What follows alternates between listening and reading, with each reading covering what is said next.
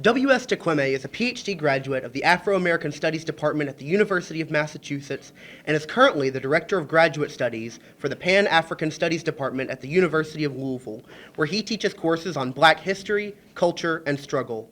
His publications include articles on Langston Hughes and the Blues, the autobiographies of Black jazz musicians, and the Black Experience and Sound, the important music performance series in Brooklyn, New York during the Black Arts Movement era.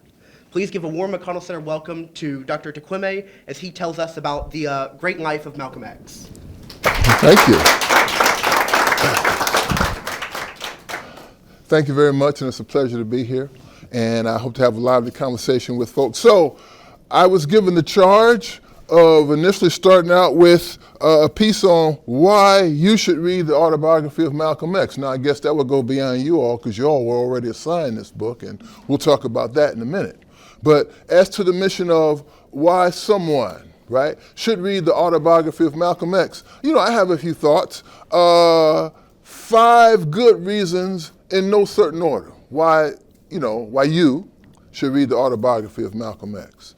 All right, 1, if you enjoy reading. If you enjoy reading, this book is a real page turner. From the beginning, from page 1, really all the way through the bulk of a book that runs past 400 pages, constantly moving action, narrative, new characters coming in, and all of these, very dramatic situations that the author as well as some of these characters find themselves in. So it's a page turner. I mean, if you just take chapter 1, which I know you all read, in the very first paragraph, right, the Ku Klux Klan is terrorizing the family home, busting out the windows, trying to drive them out of town. And by the end of that chapter, 20 pages later, all this violence has happened. His family has been destroyed, and he's off into the foster care system, right? So this narrative of, I'm jumping ahead of myself, but just to say, certainly Malcolm X's analysis of America is very different and from the mainstream view. And so his narrative says, from my personal life, from my personal story, let me tell you how this system, this society has destroyed my family. That's just chapter 1, and then he's on through there. The other thing, it's a classic book, so there are so many numerous and memorable characters from the story that you're introduced to and who really have become part of, I guess we could say, American literature. West Indian Archie, Alabama Pete's, Sammy the Pimp, Few Clothes the Thief, Shorty, and all these different characters. We'll talk, maybe if I get a chance, we'll talk about Mr. Ostrowski. I think that was his 8th grade teacher. All these very memorable characters with memorable anecdotes. Like I say, the book is a page turner from that standpoint, without even getting deep into the content as such. That's one reason why somebody should read the autobiography of Malcolm X, right? If you enjoy reading. Let's take another one, Malcolm X, all right? So this important historical character, Malcolm X, that's a name that continues to resonate 60 years after his death. But one of the things that Malcolm was saying toward the end of his life, and I think it definitely is still true 60 years later, he's a character who people have particular images or ideas about, and only a really tiny percentage of those people have actually listened to what the man said himself. So from the standpoint of anyone viewing Malcolm X as an interesting or an important figure in American history, you definitely need to read the autobiography of Malcolm X. You really need to start with the autobiography of Malcolm X because that's really his testimony. There's a lot more.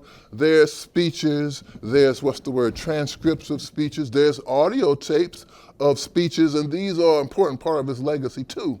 But when we talk about Malcolm X, this name that really began to resonate, it had a presence. Malcolm X had a presence. His name had a presence during those last years of his lifetime, right? But he's killed in February of 1965. This book comes out in October of 1965. And that's the thing that really launches Malcolm X as this seminal figure in American history, in American politics, as a really enduring figure, right? And there was a time, we aren't there now, where many people, more people read the book than now. But an absolute reason to read the book is if you're at all interested in who this fellow was, what are people talking about in terms of this Malcolm X guy, then that would be a reason. I mean, like I say, it's him speaking for himself. He tells us about his lifelong anti-racist work and mission. He tells us of this life story of this, like I say, starting out from destruction on through this criminality and prison and ultimately seeking enlightenment and hopefully finding some sort of redemption. And the book kind of ends incompletely because after all, remember, he gets killed, he gets assassinated. Right there in February of '65, before the book is actually finished as such. But anyway, that story arc of, even people who have absolutely gone so far down the wrong path into lives of degradation, criminality, etc., can, with the proper inspiration, find the inspiration to transform their lives, to become better people, to be seekers of knowledge and information. This is some of the stuff that made that book so inspirational to so many people. And like I say, Malcolm X speaking for himself. And okay, I'll leave that alone just to kind of quickly get through that. That's two reasons. Another reason, if you care about America, if you care about, okay, what is this country? What are its actual values? What are the experiences of people, in this country? Then this book here, the Autobiography of Malcolm X, would be one of the seminal texts that one should read in terms of a personal testimony about what America is. If one believes in the myth of America, democracy, land of the free, home of the brave, and all of that, invested in equality and all of that, Malcolm X is a narrative that one has to confront, that one has to, like I say, confront and take in the merit of that position. So from that standpoint, along with that, I mean, that's one of the things that Malcolm was actually trying to accomplish in the book. It was a story, yes, his own story, but it was also a story about America. That's the story that Malcolm X was trying to tell in this book. And so we have a lot of close observations of his interactions and participations in these places where he grew up around white people. He grew up in majority white environments. And you all like to see, at least read those first couple of chapters where that actually is the landscape and all the observation he makes, what he learns about what American society is, what the values are, what are the things that the society itself is in denial about, what are the absolute contradictions regarding these whole notions of racial identity and what these notions of racial identity, white and black, what they even meant.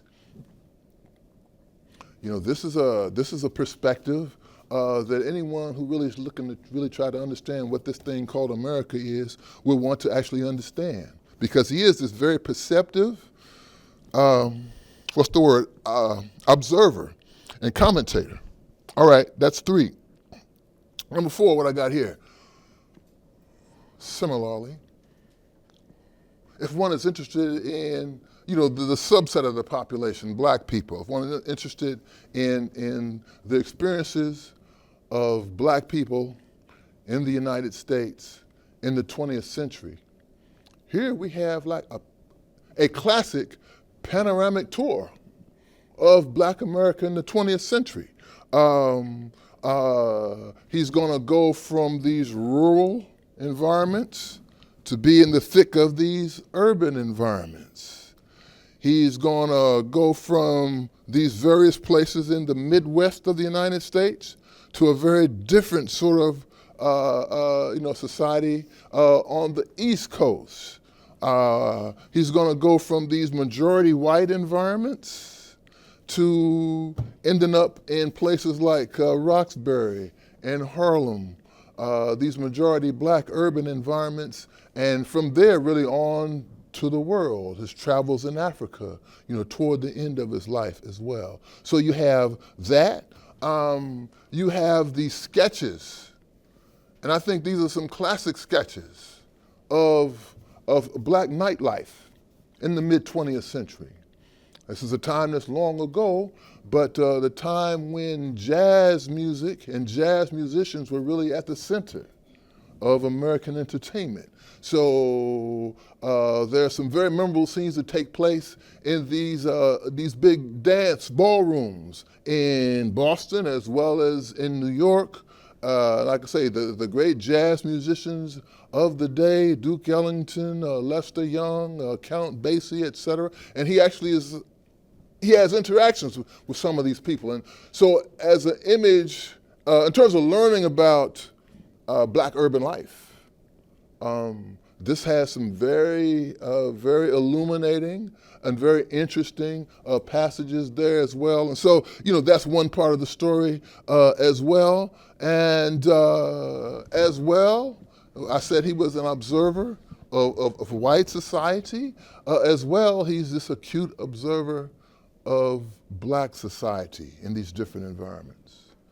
And so over the course of his movements from these various places, he has a lot to say. He has a lot to tell you about, for instance, the politics of skin color and this, light skin privilege thing that is a significant part of a lot of these environments. He has a lot to say about the way in which religion, Christianity, appears to do significant disservice to the people who subscribe to that particular belief. He holds that this religion is something which is training black people to only have the values of the dominant society, and for him that's an extreme negative.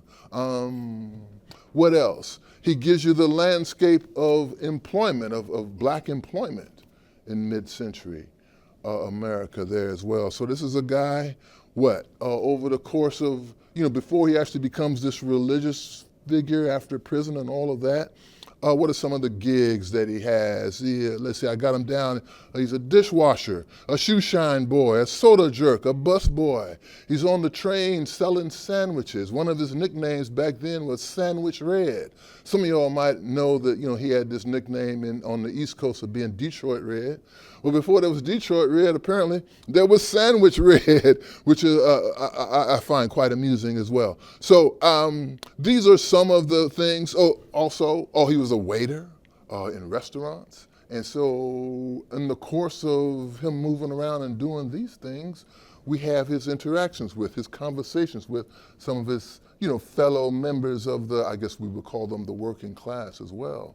So we get portraits of a significant aspect of American life. Here I'm talking about black American life that I'm not going to say are unique, but certainly part of the reasons why reading this book can be so enlightening. I left out this other part. This was a big part of the appeal, actually. He does go deep into, this criminal underworld. He does, he has all these accounts of like West Indian Archie, what was he, a numbers runner? That's like the illegal gambling game from back then. Burglars and cat burglars and robbers, and he spends a significant amount of time on the sex trade. And it's, in fact, his, he talks about well, there's a lot to say. I'm not even going to go all that deep into it because then I'll just start talking for a long time there. But he has a lot to say, right, about what he learns from his days. I guess that might have been years, perhaps, in the sex trade. So all that stuff is very interesting in terms of here's a view of America, of black America, that is itself a very significant contribution to our understanding, of our history. And then the last point I would make, and then just as the artifact of this book that comes out in October of 1965, the Autobiography of Malcolm X. It's simply a landmark in black writing, and we would say black thought. And other people would go further and say American thought. I think that might be going a bit far, but in terms of talking about the impact that it has, particularly amongst its black readership. It did, let's be clear, have a significant white readership. But I think when we really talk about like how to measure its like I say, its landmark status, its influence in the country as a whole, it's really with the black readership as a whole. So this entire generation and even a generation afterwards, viewed it as like an essential text, as the essential text. All of the varieties of black militant organizations that arise. Y'all probably have heard of something called the Black Power movement. That's actually dozens of different sort of organizations, but almost universally, they hold this guy, Malcolm X, as the ultimate hero and his ultimate influence. The black arts movement, so writers and painters and poets and dramatists. Once again, Malcolm X is the guy. So it was a book that for a long time, I don't think we're in those days anymore.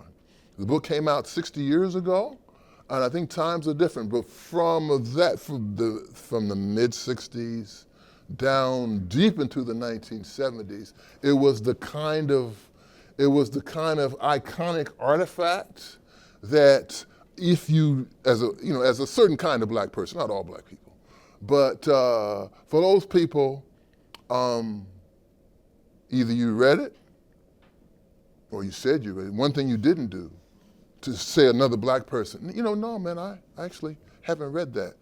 No one black was saying that for at least another 15 years, because that would have been a very embarrassing thing to admit, because that's how central so many people, not everybody, that doesn't ever apply, but so many people thought, no, this is the black experience. This is a definitive telling of our story.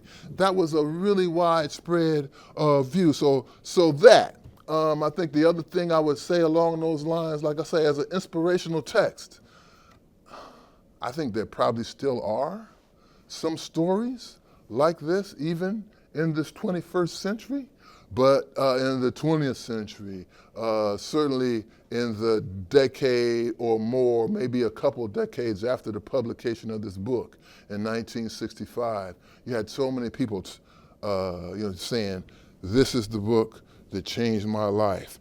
This is the book that actually completely changed my thinking. This is the book that actually put me in touch with the imperative to learn more about who we are, who I am, the relationship between my life and forwarding the struggle for black liberation. That was really so many people for so many years. It had that sort of impact on them. And then what else do I have here? The last thing, I'll stop with this. If you talk about a short list of essential texts, and if your subject is 20th century books about America, whatever that short list is, it really needs to have the Autobiography of Malcolm X on it.